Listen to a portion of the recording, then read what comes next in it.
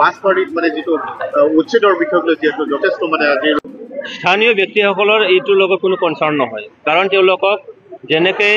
যোৱা ৭৫টা বছৰ তেওঁলোকে মাটি নিজৰ নামত পোৱা নাছিলে। যি थासारि बे थासारियाव बिथांमोननियाव बेबायदि साननाय दङमोन। उनाव गोबां राउन्ड्स अफ सरकारनि डिपार्टमेन्ट सरकारनि माखासे अफिसार्सफोर दङ बा नोङो land revenue department forest department आरो बेयाव रायजो राजा दुलाराय बर' फरायसा आफाद बे ओनसोलनि गुबुन गुबुन दल संगठन बेयाव सावरायनाय जादों। सावरायनायनि उनाव गोबां माखासे बेयाव मा इम्पेक्ट जागोन, बे हाखौ बेसेबां गुवार लागोन, मा एरियाखौ लागोन, बेफोरखौ सावरायनायनि उनाव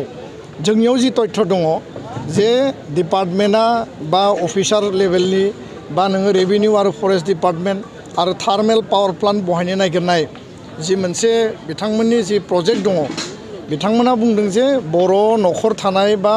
गामि थानाय खेति थानाय बारि बागान थानाय बे ओनसोलखौ बिथांमोना लाया होननानै बुंदों। কিন্তু আজি তাত যদি পিকচাৰটো যদি ওচৰত যাইখিনি আপুনি চাই তো তাত কিছুমান ভূ মাফিয়া বুলি ক'ব লাগিব যে ফৰেষ্ট অঞ্চলটো তেওঁলোকে অধিগ্ৰহণ কৰি ৰাখিছে। এই কিছুমান তেনেকুৱা ব্যক্তিসকলে নিজৰ মাটিটো যে যাব তাৰ কাৰণে তেওঁলোকে আৰু তাত দেখা আপোনালোকে গ'লে মানে দেখা পাব যে ফৰেষ্টৰ মাটিটো বহুত ডাঙৰ ডাঙৰকৈ মানে চাহ বাগান কৰি লৈছে। কোনো কাৰণাव জোर जबस्तियै जर जलमै फोर्स बाहायनानै पुलिस बा नोङो मिलिटारि बाहायनानै जोंनि जि सिक्सिडेल बा ट्राइबेलनि जि हा बा माने PRFनि हाखौ लानायखौ दुलाराय बर' फरायसा आफादा समर्थन खालामा। কোনো চৰকাৰী অনুজ্ঞাপত্ৰ তেওঁলোকৰ নাই আৰু তেওঁলোকে আজি সেইটো নিজৰ মানে এইটো অনৈতিকভাৱে তেওঁলোকে বেআইনীভাৱে যে মাটিটো দখল কৰিছে, সেই মাটিটো যে যাব তাৰ কাৰণে উচুটনি দি বাহিৰৰ কিছুমান ব্যক্তিসকলে গৈ সেইটো কৰিছে। কিন্তু তাত স্থানীয় ব্যক্তিসকলে সেইদিনাখন বহুকেইটা হাজাৰ মানুহক মানে মাটিৰ পাট্টা দিয়া হ'ল, তাৰ কাৰণে তেওঁলোকে সেইটোত কোনো নাই। কাৰণ ইয়াত যি ইণ্ডাষ্ট্ৰি আহিব বিচাৰিছে সেই ইণ্ডাষ্ট্ৰি কমচে কম ৮,০০০ মানুহে ডাইৰেক্ট ইনডাইৰেক্ট তাত ইনভলভ হ'ব পাৰিব। আৰু খালিबो बुंबोदों जे थार्मेल पावर प्लान्ट बहायनायनि नामाव कुनु बिनिमयाव जाहाथे न'खरसेबो न'खर थानाय आरो बारि बागान थानाय खेति थानाय बे ओनसोला जाहाथे क्षय क्षति जाया, बिनि बादै जि ओनसोल दङ बिनि सायाव बिबेचना खालामनाय। অঞ্চলটো ডেভেলপ হ'বলৈ হ'লে তেনেকুৱা ইণ্ডাষ্ট্ৰি ফেক্টৰী নিশ্চয়কৈ আমাক লাগিব। তো এইখিনি যিমান দূৰ মানুহে বুজি উঠিব সিমান দূৰ চবৰে বাদে মংগল হ'ব। बेयाव रायजो राजानि मतामतखौबो जोंनो नांगोन। दा बेखौ लानानै दान्थे बिदान्थेया गोबां थांबाय आरो मैया आङो जि थासारि नुबाय जे बेयाव माने डिपार्टमेन्टेलि माखासे पुलिस फर्सखौ लानानै बेयाव सार्भे खालामनो थांदोंमोन बा सिमा थुनो थांदों आरो बे जाथायखौ लानानै पाब्लिकनियाव मोनसे रिसेन्टमेन्ट, पाब्लिकनियाव मोनसे नारा नाथा पुलिस फर्स आरो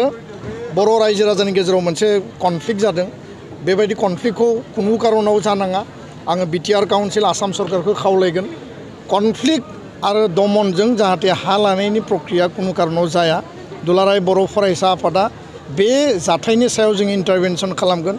बिटिआरनि चिफ प्रमद बर', आसामनि गिबि मन्त्रि हिमन्त बिश्व शर्मा बिथांखौ जोङो खावलायगोन आरो जों दाबि दैखांगोन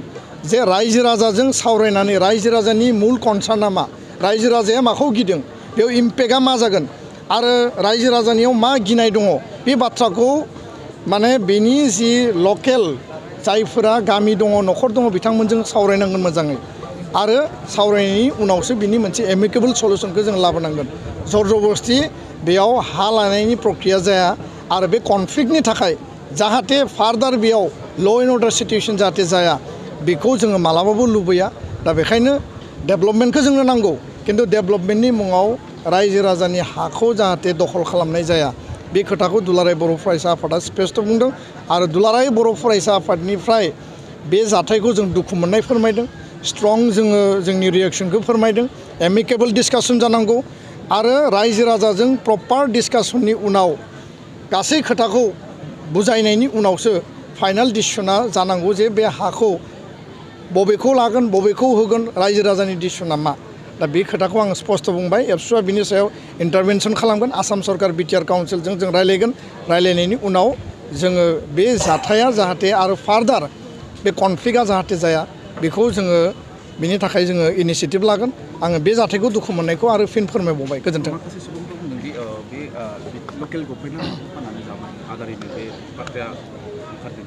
ना हा फानना जानाय बा हाखौ सोरनोबा होनाय बे बाथ्राफोरा सावरायनायाव डिसकासनाव गोबां फैयो किन्तु एक्चुएल रियेलिटिया मा आरो आदानि ग्रुप बा बे थार्मेल पावार प्लान्टखौ बबे नीतिनि बबे पलिसिनि आधाराव बेखौ गायसननो नागिरदों बेजों जोंनि लकेलिटियाव मा मुलाम्फा जागोन रिक्रुटमेन्टनि मुलाम्फा जागोन इन्डास्ट्रिनि लेभेलाव बे ओनसोलाव डेभेलपमेन्टनि मुलाम्फा जागोन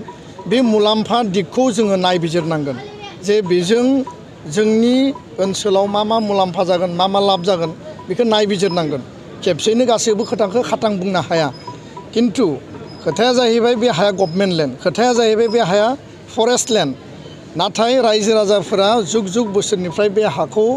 कनजारभेसन खालामनानै दोनदों बासायनानै दोनदों दखल खालामनानै दोनदों आरो डेफिनेटलि पाब्लिकनियाव जिहेतु मेगननि मोखाङाव जोनोमनि उननिफ्रायनो बे हाखौ रैखा खालामनानै दोननायनि बिथांमोननियावबो अधिकार दङ